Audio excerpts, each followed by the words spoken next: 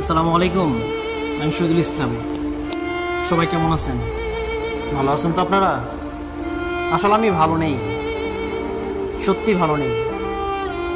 কিছুদিন ধরে online platform Facebook, বিভিন্ন যোগাযোগ মাধ্যমে মিটফোর্ডের ওই অমানবিক ঘটনা দেখার পর থেকে সত্যি আমি ভালো নেই। ভাই, আপনারা কীভাবে পারলেন প্রকাশ্যে একটা মানুষকে মেরে ফেলতে?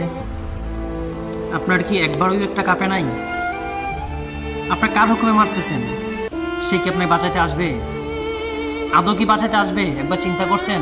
আপনি যে লোকটাকে মেরে ফেললেন, আপনি যার হুকুমে মারতেছেন, যেই নেতার হুকুমে মারতেছেন না কেন, আপনাকে বাঁচাতে কি সে লোক নেতা আসবে? কখনোই আসবে না। তাহলে ভাই দেখেন, আলটিমেটলি দুইটা ফ্যামিলি শেষ।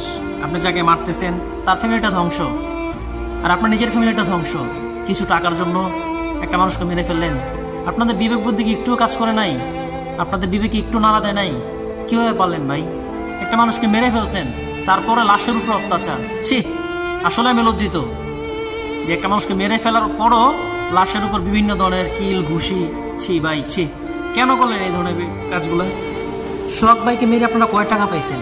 20,000, 50,000, ধরেন না 1 লাখ টাকাই। 1 লাখ টাকার জন্য একটা জীবন্ত প্রাণকে আপনারা এভাবে মেরে ফেললেন কেন ভাই? কেন? ওনার ফ্যামিলিটা ধ্বংস করছেন, আপনি কি ছাড় পাবেন? আপনারা কি ছাড় পাবেন যারা মারছেন ওনাকে?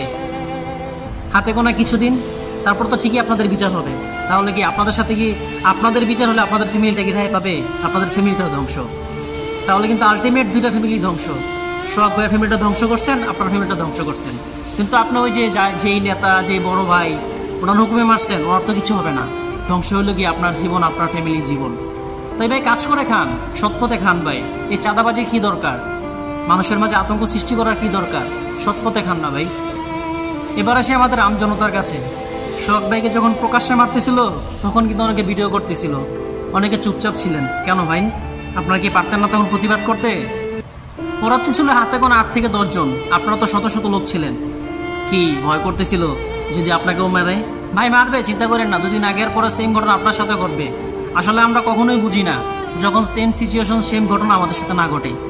যখন আমাদের সাথে ঘটবে, আপনার সাথে ঘটবে, আমার সাথে ঘটবে, তখন আপনাদের বিবেক জাগ্রত হবে। এখন জাগ্রত হবে না। ঠিকই তো এখন বিভিন্ন ধরনের মিছিল, মিটিং করতেছেন। তখন যদি প্রতিবাদ করতেন, এই প্রাণটা কি ঝরে যেত? আজকে ওনার ফ্যামিলির দিকে তাকান, ওনার বাচ্চার একটা ভিডিও দেখলাম, আসলে আমার চোখ তো অটোমেটিক পানি আসতেছে। আপনারা প্রতিবাদ করলে আসতে হয়তো বা এই ঘটনা ঘটতো না, কিন্তু আপনারা এখন ঠিকই মিছিল, মিটিং করতেছেন। ছি, আসলে আমরা আমাদের নিজের দোষে মরতেছি। ওই যে আমরা সচেতন না, আমরা অপেক্ষায় থাকি কখন আমাদের সাথে সেই ঘটনা ঘটবে।